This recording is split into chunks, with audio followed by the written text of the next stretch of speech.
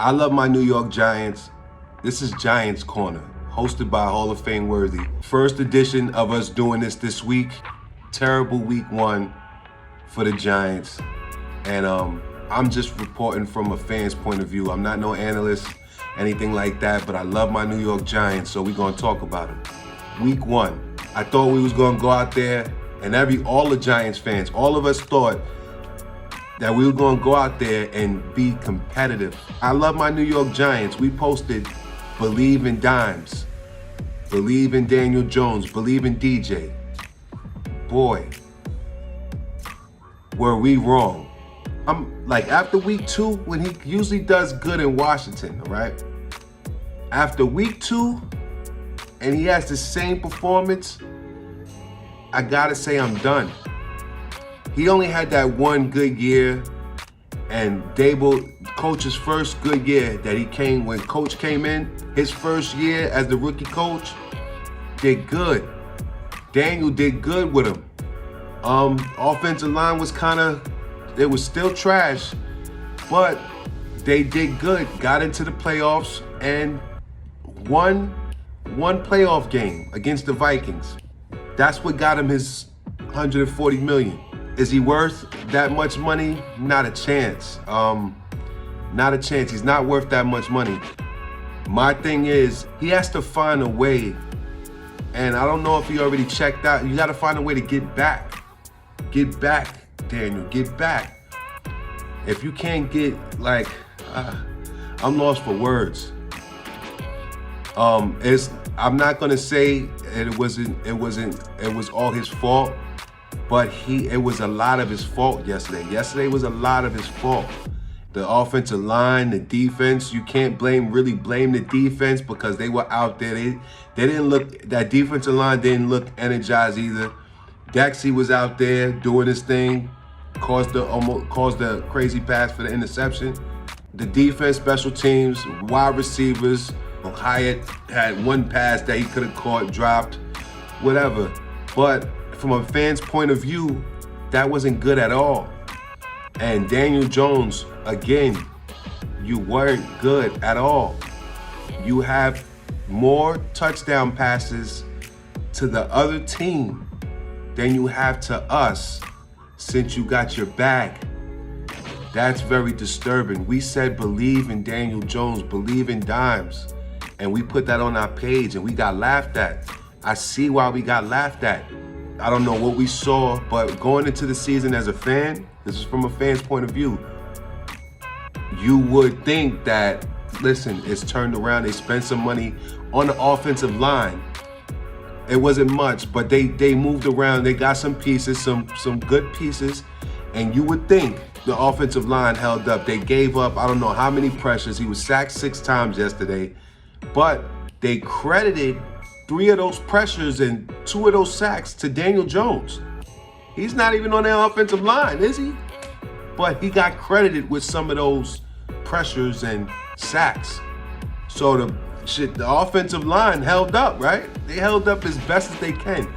Watching that game and watching Daniel Jones was disturbing. And to see that, even when he went for his quarterback runs, he wasn't getting nowhere. That was all on him. The pick 6 was all on him. You got to read that guy right there. He is right there, and he's looking at you. He's reading everything. All eyes on you, DJ. Read where you was at with throwing that pass and stepped in that window and took it to the house. You did not learn from the preseason when you did that same thing. And I'm not saying that you was in the end zone, but listen, you just looked and didn't bother to see that there was a guy over there. You just hiked the ball and threw it. You just said, hike, let me throw it to that spot. And that's what it was. And that was a pick 6. You looked horrible. Fans were outside yesterday waiting for you coming out the locker room. And on your way to your car, you got booed. You deserved it. It's not a classy move by us fans, but We tired. Like, I love my New York Giants. I'm tired of being laughed at. But it comes with being a fan. And I am a fan. I'm going to be a fan forever. Got it tatted on my arm. You can't see it's tatted. It's tatted on my arm. I wear it everywhere I go. So I love my Giants. You know what I'm saying? We have to move off of DJ. I'm gonna give it to week 2, but please, we need another quarterback. We did not need a wide receiver. We did not need a wide receiver in Malik Neighbors, and I like him. Leak, dope. And if we had a good quarterback then, that would have been a good pick. But we need a quarterback. And letting go of Saquon Barkley, I don't care what you Giants fans say. I'm a Giants fan myself. I thought it was bad when we moved off of Odell. That was like a death in the family for me. Moving off of Saquon and letting him go like that, I don't care what y'all say, the worst move ever in Giants history. Especially letting him go, but giving Daniel Jones whatever we gave Daniel Jones, an extension for 4 years at, was it 140? Letting go of Saquon, 90% of our offense, and the only reason why we were good or Daniel Jones was perceived to be good because of Saquon Barkley. Once the threat left, the threat of Saquon kept people in the box, and we're gonna stop Saquon and we're gonna focus on stopping Saquon and make DJ beat us. But now, since no Saquon is there, it's all like shit. What he gonna do? What Daniel gonna do? We can't run it with Singletary. He's alright, but he ain't Saquon. Saquon on Friday night had 3 TDs in Brazil. 3. Wherever that he was playing, he had 3 TDs. 3 by himself in one game. We understand he's fragile, whatever y'all want to say. He's fragile. He can't, he always gets hurt. We understand that. Only reason probably he got hurt on the Giants, we didn't have no offensive line that'll open up holes so he rarely get touched. All of his plays were him creating on the outside. And he had to go through those holes. If he wasn't getting tackled so much, he wouldn't have been hurt. And I understand running backs do get hurt. The name of the game, tackle the running back, we understand that. But we didn't have no offensive line, so he got messed up all the time. Saquon was a weapon and is still a weapon. And that was our whole offense right there. And that's the only reason why DJ was good. And now we're gonna pay the price because our GM, against our owner's wish, let that man go. Oh, you sure? You saw the HBO special. Oh, you sure anybody out there gonna pay money for him? Let's see. Yeah, they gonna pay money for him. And if you were going to let him go, why not the year before or the year before trade him to somewhere else, and get something for him?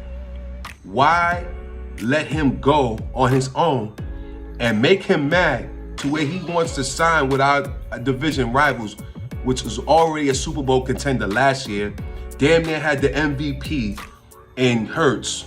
Don't care what y'all say. I'm a Giants fan, but I know what I see. He was almost MVP. You understand? But you let him go, and he goes to somewhere where he's gonna be insane. You thought that first game was something. Wait till they really get into the season. They're gonna be crazy with Saquon. And Saquon is still a good player, so letting Saquon go, the worst thing the Giants ever did as an organization, this is from a fan's point. I told you, I'm no analyst. I don't work at ESPN. We Smoke On It Media. Big shout out to Smoke On It Podcast, where I'm talking from a fan's point of view. It's the worst thing the Giants could ever did besides signing Galladay, which that was a huge waste of money. But giving Daniel Jones the money and not giving Saquon the money, Saquon put his heart and soul into this team. He never won us nothing. You right. Y'all right. We never won nothing with Saquon. But that was still a weapon that we had. He is still a weapon. And a build around him would have been the right choice instead of building around Daniel Jones. At any point, I don't care. But we think running backs get hurt. They only paid him like $1 million something more than we were offering him. But he went with them. He was valued at more than $12 million if you ask me. Because if you build the offensive line around him, you could have a mediocre quarterback. You could have Sam Darnold, which he was looking crazy yesterday. He was looking way better than Daniel Jones. We used to make fun of Sam Darnold when he was on the Jets. Come on, man. And here at I Love My New York Giants, we were saying, like, being optimistic, give DJ a chance. Just give him a chance. See what he can do. Just betting off of and being a fan. The offensive line needs work, but I think that they can get better. I think the defense is going to be able to get better. They can't stay silent for long.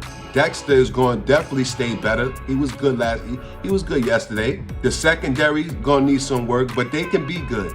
I don't think DJ can get any better than what he is now, and we'll definitely see after week 2. You got to bench him, and you got to either put Drew Lock or you got to put DeVito in. I'd rather see DeVito lose and lose and lose and lose with somebody else than losing with Daniel Jones. And I said believe in Dimes. We wanted to believe in Dimes. We gave him all that money, but he's just not an NFL quarterback. I'm starting to believe what everybody's telling me. This is Giants Corner. We're going to have one of these after every game. It's going to be a long season, but we're going to have one of these after every game. Released on Tuesdays, and we're going to talk about it. You know what I'm saying? Leave in the comments what you think about the week's game. Week number 1. This is week 1. We're going over week 1. I already know what y'all think about week 1. It was trash. I think going into that game, before the game, I was thinking that we going to smash Minnesota. And I forgot that they had Aaron Jones. That running back, he ran all over us. So the defense has some issues to fix. But the biggest issue is our quarterback. And I believed in him. And I'm sorry to say, it's done. It's been 6 years. The worst move was to let go of Saquon. We need a quarterback, and that was our offense. Even the guy in the video, I don't know who he was, but he was talking to our GM, and he was saying, Saquon, are you sure you want to let go of Saquon? That's looked like John Mara's son. I'm not sure who he was, but I know he was speaking the truth. Are you sure we're supposed to let go of 95% of our offense? The most popular player on our team, you know what I'm saying? Are we supposed to let him go? And what we got after that? And then here go our GM. This is Daniel Jones' year. We paying him $40 million. Understandable. You will want him to be the cornerstone of our offense if you're giving him that much money. You gave him that much money to be the cornerstone, and unfortunately, he can't be that. And if he can, he needs to show it week 2. If he can show it week 2, if he can't, move off of him. It's not too late to save the season. I'd rather lose with DeVito or Locke than lose with Jones again. Let him be the backup, and if anything, let him hold the clipboard. Let him watch the game, and let DeVito shine, huh? Let him shine. Let's see DeVito. Let's see Locke. All right? Make Locke number 2, put DeVito in, or however you want. But let's get Daniel Jones out, especially, I'll give him week 2. I don't even want to give him week 2, but coach is giving him week 2. He's going to start again, and I think it's a huge mistake, but let's give him the week 2. If he doesn't play, he usually does good in Washington, though. Okay? Washington and Tampa Bay. That's where Daniel Jones likes to shine. But let's see what he does week 2. If he does good week 2, then it's it's starting to look up. But please, if he does horrendously like the first game, let's get him out of there.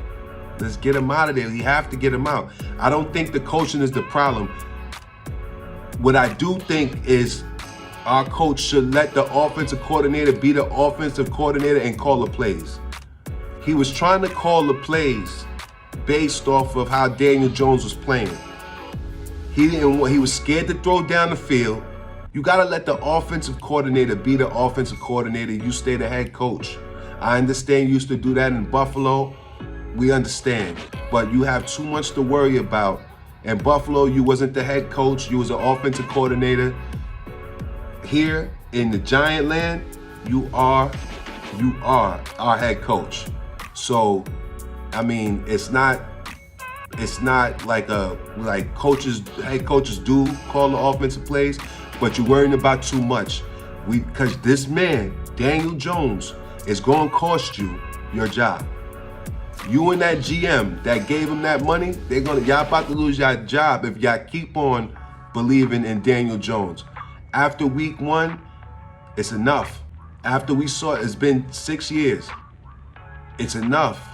Can't see DJ no more. DJ's on the 1s and 2s. It's over for the Giants. We want a different face. If you're gonna put DeVito in there, it's cool. We'll take that. We'll even take Drew Lock. We even take that. Daniel Jones has checked out. We want the offensive coordinator calling the plays. Somebody else call the plays, because I didn't like Coach calling the plays. I didn't like his play calling. Even DJ's quarterback sneaks was about getting stopped behind the line. Design runs for DJ wasn't going nowhere. It was crazy yesterday.